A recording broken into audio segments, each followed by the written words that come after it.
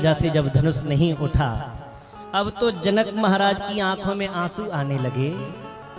अरे ये तो अनर्थ हो गया। जनक जी ने देखा कि पृथ्वी पर कोई वीर नहीं बचा।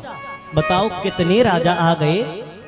अरे धनुष को तोड़ना तो छोड़ो, हिला भी नहीं। अब तो जनक महाराज रो रहे हैं कि मैंने गलत ही प्रतिज्ञा ली। जनक महाराज कहने लगे, ये सोचा था मैंने मन में कि जो बुधन को तोड़ेगा, जो तोड़ेगा वही मेरी सिया से नाता जोड़ेगा।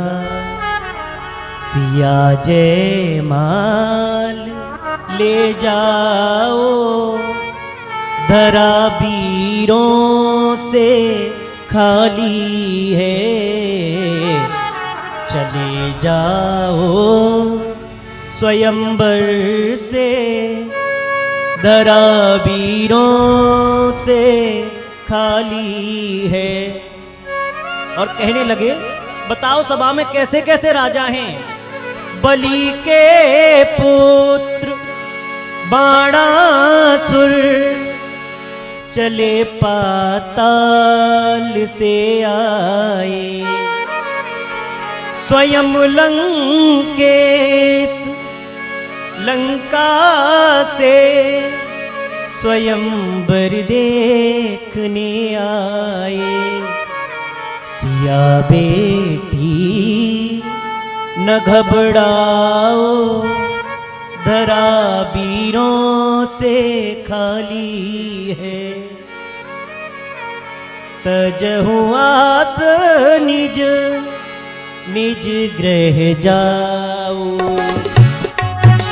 आस निज निज गृह जाओ।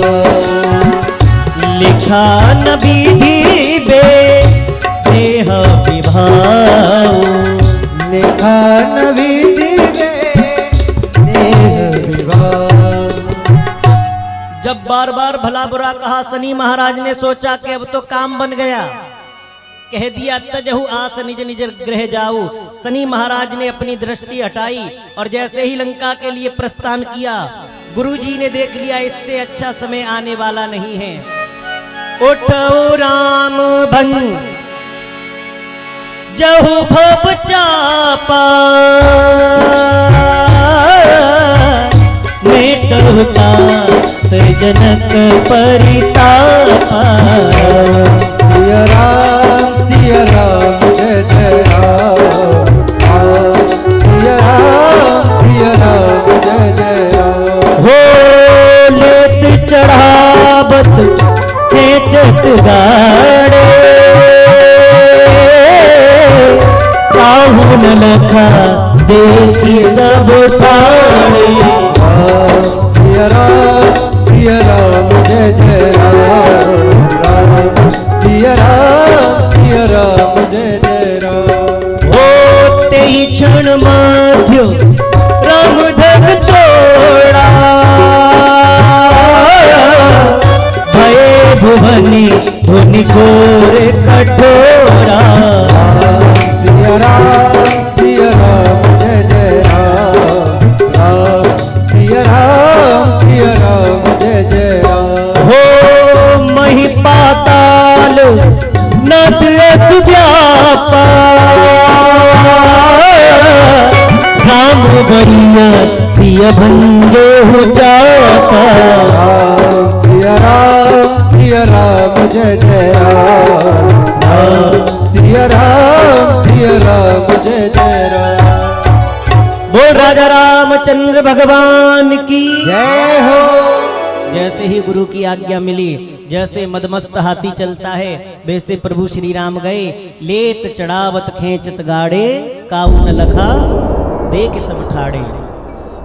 अब आगे लिखते हैं तुलसी बाबा, तेई क्षण मध्य राम धन तोड़ा। अब देखो यहाँ तर्क तो बहुत अच्छे हैं, लेकिन समय का उतना ही अभाव है। मध्य के कितने अच्छे भाव दिए हैं। एक संत बोले तेई क्षण मध्य राम धनु तोड़ा। अरे मध्य वाले राम ने धनुष को तोड़ा है। तो प्रश्न उठता है कि भैया ऐसे कितने राम थे? बड़े हैं परशुराम, बीच के हैं श्री राम, छोटे हैं बलराम।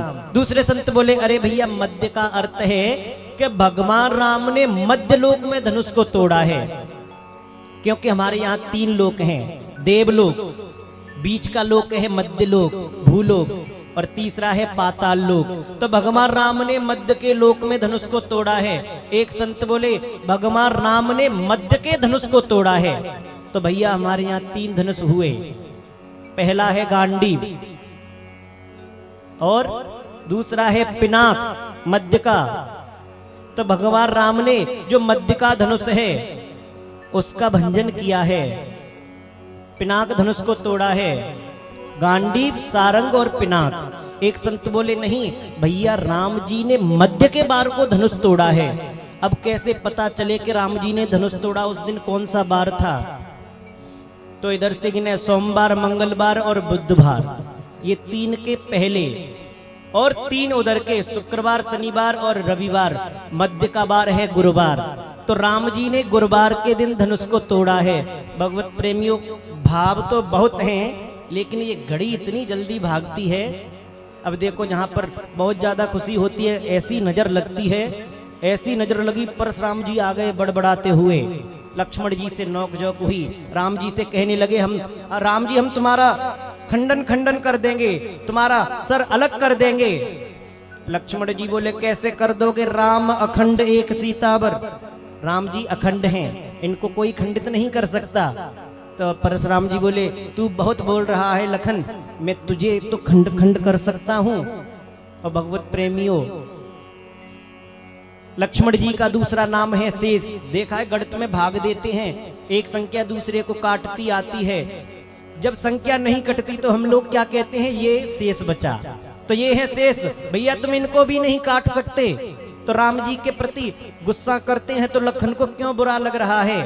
क्योंकि राम जी हैं रघुवंश की मणि और लखन जी हैं रघुवंश की फणी।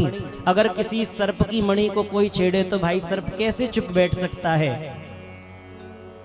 भगवान राम ने परशुराम जी के तक देखा, सीता जी माला लेकर आ रही हैं।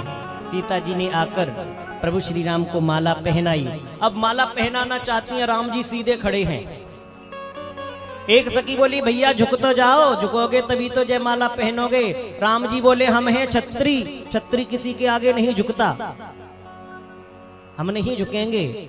लक्ष्मण ने देखा काम बिगड़ जाएगा, दौड़ कर आए, साष्टांग दंडवत की। राम जी जैसे ही लक्ष्मण जी को उठाने के लिए नीचे झुके, सीता जी ने माला को राम जी के गले में पहना दिया। बोल राजा रामचंद्र भगवान की जय हो। अब तो भैया राम जी और सीता जी का विवाह हुआ, बड़ा सुंदर विवाह हुआ है। खीर लेकर आई सखियां, राम जी खीर खा लो, नहीं खाएंगे। एक सखी बोली भैया क्यों खाएंगे खीर? क्योंकि इनकी मैया ने खीर खाई तब ये पैदा भये, और राम जी को डरे कि हमने खीर खा ली तो कहीं हमारे भी बच्चे ना हो जाएं। अब देखो ये शादी की मजाक है। लक्ष्मण जी बोले सखी सही कहती हो, हमारे यहाँ तो खीर खा के बच्चे पैदा होते हैं, और तुम्हारी अवध में तुम्हारे यहाँ तो लड़कियों की खेती होती है। देखा हल आगे चलाओ और पीछे से लड़की ले लो। बड़ी नोकझोंक हुई, कई प्रकार का हास्य प्रयास हुआ। इधर से बारात गई, चारों भैयाओं का आज विवाह संपन्न हुआ। भैया किसी अवध में राम जी आए, बड़े मांगलिक कार्यक्रम हुए। किसी की ऐसी नजर लगी अयोध्या को, राम जी का वनवास हुआ।